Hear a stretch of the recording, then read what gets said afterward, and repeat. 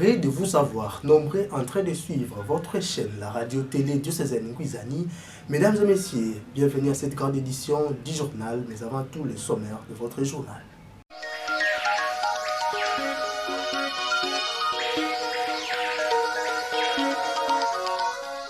Le pape François a élevé M. l'abbé Donassé Cholé Baloula, secrétaire général de la CENCO, au rang de chapelain de sa sainteté le pape. En cette qualité, le répromu portera désormais le titre de Monseigneur Donassé Cholé.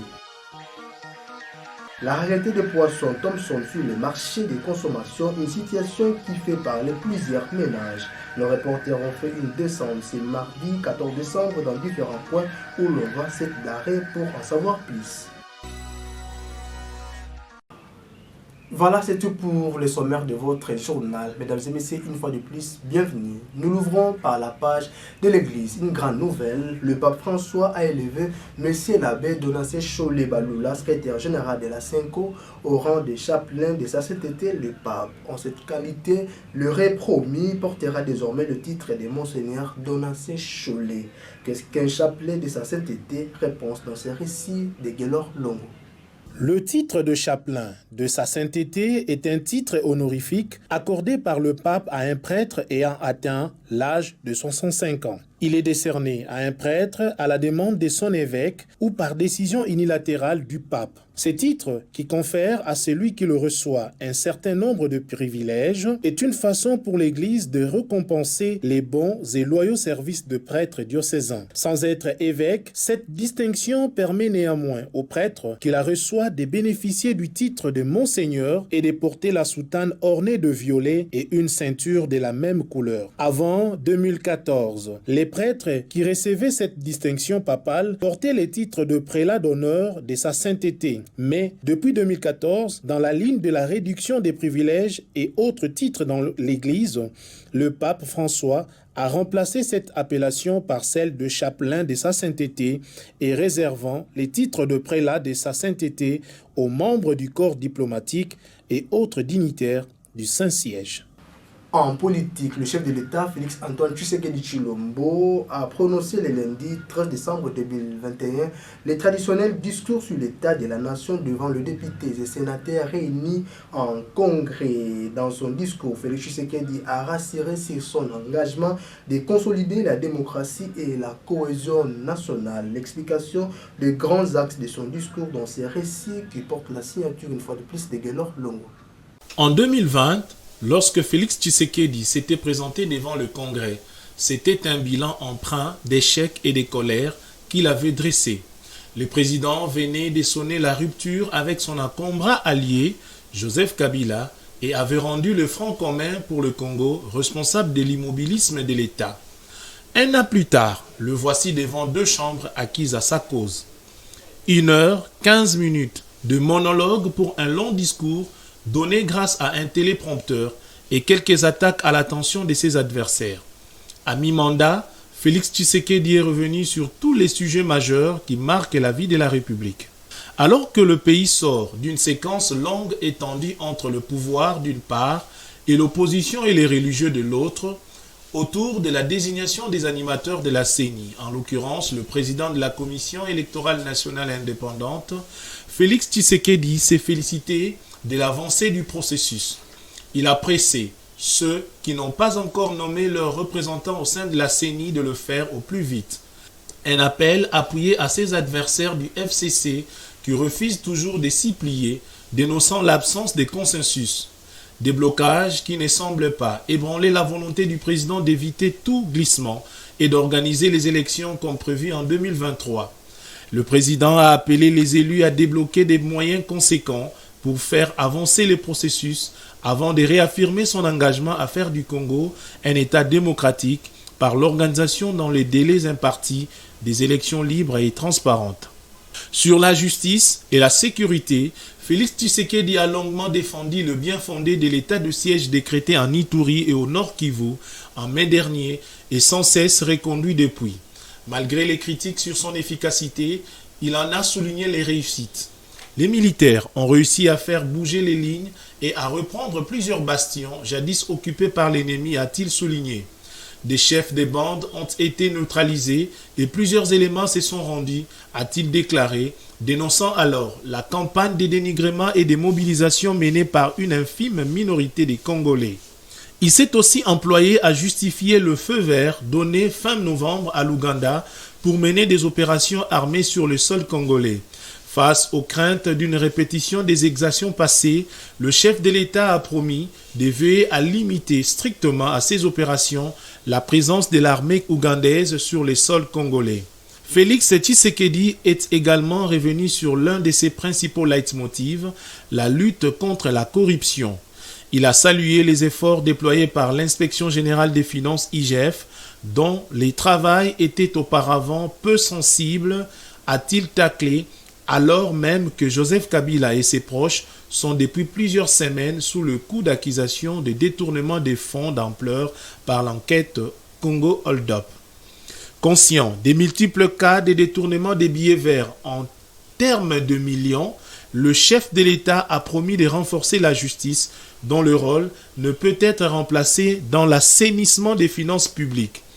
Il a annoncé qu'il rendrait opérationnel dans le tout prochain jour la Cour des comptes qui sera la plus haute instance de contrôle des finances publiques, promettant une justice pour tous, nantis ou pas, faible ou puissant. Souvent critiqué pour ses multiples, longs et coûteux voyages à l'étranger, Félix Tshisekedi s'est aussi employé à défendre son action sur la scène internationale.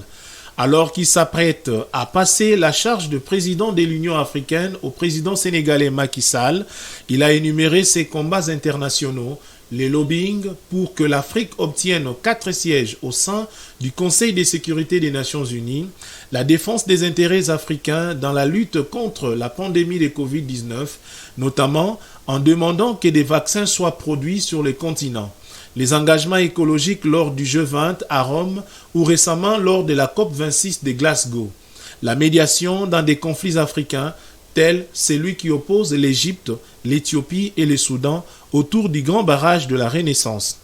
Rassuré, Fachi Ateni a rassuré les Congolais du retour de la RDC sur la scène internationale. Par ses multiples voyages, il est arrivé à briser l'isolement diplomatique dans lequel le pays se retrouvait, a-t-il déclaré. La réintégration de notre pays dans le concert des nations est ainsi devenue une réalité. La RDC s'est ouverte au monde comme un lotus et elle a aujourd'hui le vent en poupe. Une ultime attaque à l'égard de son prédécesseur à laquelle ses adversaires politiques n'ont pas encore répondu. Et après ces discours du chef de l'État, Félix-Antoine Tshisekedi Tshilombo, sur l'état de la nation devant les députés et sénateurs réunis en congrès, nous vous proposons de suivre Jean-Michel Koua et Freddy Bimangou, respectivement analystes économiques et agronomes qui ont poussé leurs analyses. Suivez. J'étais très merveilleux parce qu'il a posé presque toute la question politique de la RDC. La sécurité, la justice, le développement, les climats. Mais c'est qu'il demande que chacun fasse son travail dans les bons sens pour le bien-être de la population. Parce que quand vous voyez les détournements, ce n'est pas les chefs de l'État qui détournent l'argent tout le moment, mais ce sont les services. Donc si chacun peut avoir cette conscience-là, d'aider la RDC, de la partie où il est, la petite portion des responsabilités qu'il a, il dit je veux les changements. C'est comme ça que nous verrons les changements. Il y a des projets. Je viens de voir un projet qu'on vient d'essayer, 250 millions pour l'agriculture, pour 2022, avec PNDA. Mais si ceux qui vont gérer cet argent, ils vont prendre cet argent pour leur poche, l'agriculture ne marchera pas. Or, c'est l'unique secteur qui peut faire développer la RDC. Voyez? Donc, c'est-à-dire que les chefs de l'État veulent que chacun ait cette conscience responsable. Ceux qui sont à l'Est, on a appris. Il y a des gens de Kinshasa qui sont aussi qui sont dans les combines et dans la rébellion. Ils doivent cesser. Donc, chacun doit être responsable de ce qu'il fait pour que le pays avance. En fait, quand le chef de l'État dit que la RDC est une solution, c'est par rapport au fait à la crise climatique mondiale, le réchauffement climatique bien sûr. Et cette solution-là, c'est par rapport à 3 aspects. D'abord la RDC pays solution par rapport d'abord à tout ce que nous avons comme dispositif en termes de forêt. C'est plus de 154 millions d'hectares que la RDC dispose, sans oublier les tourbières. Et deuxième volet de pays solution, c'est que nous avons des ressources renouvelables en termes de 100 000 mégawatts que peut produire les eaux de la RDC, bien sûr. Et nous clôturons le troisième aspect de pays solution, c'est par rapport aux minéraux stratégiques que dispose la RDC. Et tout cela, s'il faut évaluer, nous avons suivi les résolutions de la conférence des partis sur le climat COP26, où la RDC a pu gagner en termes de retombées financières plus de 2 milliards de dollars. Et c'est à travers certains partenaires tels que nous avons les États-Unis d'Amérique, je crois que c'est plus de 1,5 milliard que les États-Unis sont prêts à accorder à la RDC pour sauvegarder nos forêts, mais aussi dans le cadre d'initiatives de forêts de l'Afrique centrale, nous avons aussi pu ponctionner, je crois, 500 millions de dollars. Et là, c'est toujours dans le cadre de notre bassin qu'il faut préserver. Mais il y a aussi la Belgique, dans le cadre de l'agriculture résiliente. Nous avons pu bénéficier aussi, je crois, de 200 000 euros. Et voilà un peu, lorsque nous faisons un peu la somme de tous ces fonds, vous allez vous rendre compte, c'est un peu plus de 2 milliards étalés, je crois, sur une période très courte de 3-5 ans. Mais je crois que les chefs de l'État étaient clairs là-dessus. On nous demande de ne pas toucher à nos forêts, de ne pas déranger nos eaux, parce que ce sont en fait de biens qui appartiennent maintenant à la communauté internationale. Et les chefs de l'État insistent, mais en retour, la population de chez moi, là, en Nasundi, en contrepartie, qu'est-ce qu'elle va gagner? Toujours dans ces mêmes registres, mesdames et messieurs, nous restons cette fois-ci pour suivre Maître Samba Mwanda, alias Sambalé, qui analyse politiquement les discours du chef de l'État, Félix-Antoine Tshisekedi Tshilombo, sur l'état de la nation. Propos recueillis par notre reporter Regué Lengesa. Ce message, pour moi, je le qualifie d'un message responsable. Excusez-moi, pour la première fois, un président de la République se tenir debout pendant plus de 80 minutes sans quelconque bout de papier. Et sous d'autres cieux, on les qualifie d'un cerveau électrique.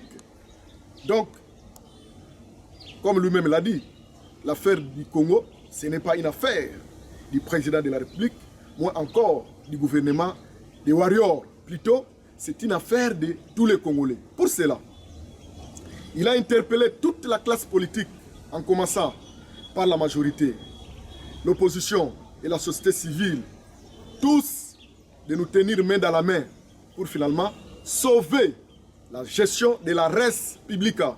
Et au finish, c'est le peuple congolais qui en bénéficie. Excusez-moi, c'est vrai qu'il a aussi rappelé au Congrès qu'il y a des chantiers ou projets déjà exécutés qui est maintenant en état de consommation. Mais malheureusement, avant l'exécution est égale après l'exécution. Pour cela, il a demandé, chacun en ce qui le concerne, de voir comment bousiller, comment bouger pour que la population, qui est le premier bénéficiaire de ces avantages-là, puisse en profiter. Sinon alors, comme il a fait en termes de projection, avec une promesse ferme, la guerre à l'est de notre pays, c'est vraiment une détermination pour lui. Il doit tout faire, même s'il faut signer les accords avec les diables pour que la population de l'Est puisse retrouver la paix comme tout le monde, il va le faire. Et il a aussi justifié la collaboration des forces mutuelles entre nos forces armées et la République de l'Ouganda. C'est pour finalement voir comment mettre de côté les prédateurs, l'ennemi du Congolais, qui d'une manière ou d'une autre crée des atrocités à l'endroit de ces derniers. Donc en grosso modo, félicitations au président de la République parce qu'il a fait preuve d'une intelligence très élevée, d'une maturité très consistante. Donc pour cela, pas de sentiments. Mettons tous nos intérêts partisans de côté, voyons comment nous unir, comment nous tenir main dans la main pour marcher dans la même direction que celui-là qui a toujours mis au centre de son programme l'intérêt du peuple congolais, le peuple d'abord. Bonne nouvelle pour le vendeur et vendeuse du marché Zolankango qui vient de bénéficier d'un mois ou soit 30 jours de non-paiement des taxes d'étalage, un acte de bienfaisance d'une fondation que les autres peuvent suivre. De plus amples détails dans ces reportages. C'est pour aider tant soit peu les vendeurs et vendeuses du marché Zolankango que la fondation Gypsy Nyumba, accompagnée du bourgmestre de Kalamu, Honoré Ndembe, ont fait une descente ce mardi 14 décembre 2021 dans ces marchés où ils se sont tout d'abord entretenus avec le membre du bureau administratif du dit marché avant de prendre parole devant cette foule de vendeurs. Question de leur informer que c'est pour payer les taxes d'étalage d'un mois, soit 30 jours. À la grande satisfaction de ces publics, l'initiateur de cette fondation et ses membres étaient rentrés au bureau administratif de ces marchés pour passer à l'acte du paiement de ces taxes.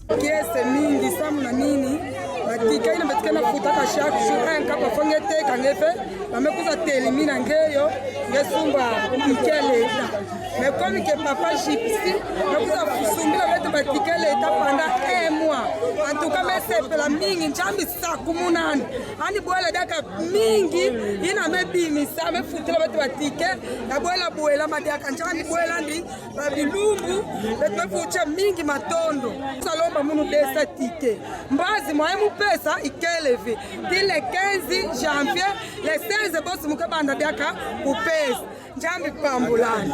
Même optique, mesdames et messieurs, nous y restons pour suivre le président de ces marchés dénommé Denganga qui apprécie cet acte et invite par ailleurs le vendeur et vendeuse à rejoindre ces marchés Zolankango. Il est au micro de Règle Lengesa. Parce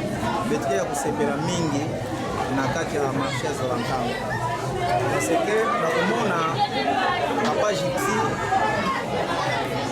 comprendre kuzaba chatu ya nkambo amesala kibimbo ya kuza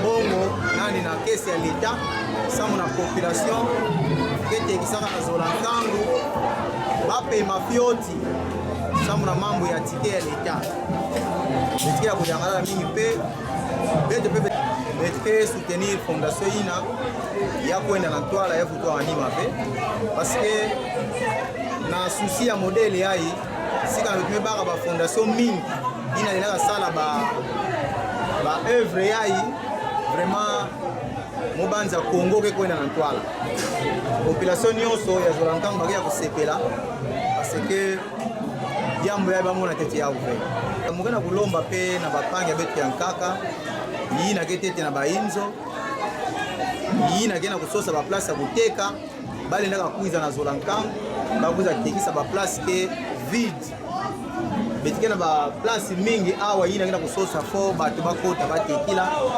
bakuiza condition mosi veke kwa kuna Zolankango bameka kuiza bamemona président ya marché anike dirige yandi banzila nyonso comme ça ani baka place ani bana kutekisa. Et pour terminer ce journal, mesdames et messieurs, comme je l'ai dit au sommaire, la rareté des poissons chinchards, communément appelés Thomson sur le marché des consommations, une situation qui fait parler plusieurs ménages. Nos reporters ont fait une descente ce mardi 14 décembre 2021 dans différents coins où l'on voit cette denrée pour en savoir plus. Regardez. Likambo ezosala ke Thomson emonana te na yebi yango te mais brusquement tomoni kaka na ba chambre ndenge tokelaka bazoyebisa biso Thomson eza te namona met fois parce que na umeli na musala mo namona met ke Thomson ntango ekoti lo wana ezaka likolo nyonso ezaka nango ya bien mais ntango bayebisi bino ke Thomson ezosila ekomi na suka ifo boremarke mpe ke Thomson na se eza susu ya bien te mpo na ngai namonaka eza oyo ase ezwaka malili makasi te par rapport a bamarchandise oyo ezaka likolo bakonzi surtout bakolo ya bachambre froide bao basala kuna baresponsable bayeba ke ntango batiaka bamarchandise oyo asuka wana oyo ase wana ezwaka malili makasi te yango wana ifo baetudie nini yango bakokaki kosala masuka ketelema bekesepela mekatelema boniki bakuteka betokezi yaonena kutekela bakise mabana yakelevela igala ngo bana kikotisa betomson yayakubona yakelekina kutekaka bakise mabana yakina tomson yakise mabana. Voilà, c'est la fin de ce journal. Mais pour vous qui nous avez pris en cours chemin, voici ce qui a été les points retenus au sommaire.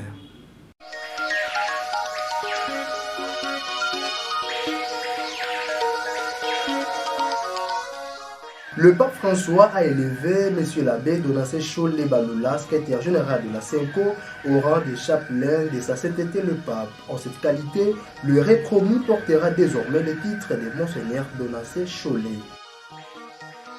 La rareté des poissons Thomson sur le marché de consommation, une situation qui fait parler plusieurs ménages. Nos reporters ont fait une descente ce mardi 14 décembre dans différents points où l'on voit cette denrée pour en savoir plus. C'est par ici que nous tirons complètement les rideaux de ce journal de Reggae Lengesa qui a connu les concours rédactionnels de Gelor Longo et d'autres membres de la rédaction réalisés par Crépin Goumba. Le plaisir était pour moi de vous les présenter. Le prochain rendez-vous est fixé pour très bientôt. Restez branchés sur votre chaîne, la radio-télé Diocésaine Louisiane pour la suite de nos programmes.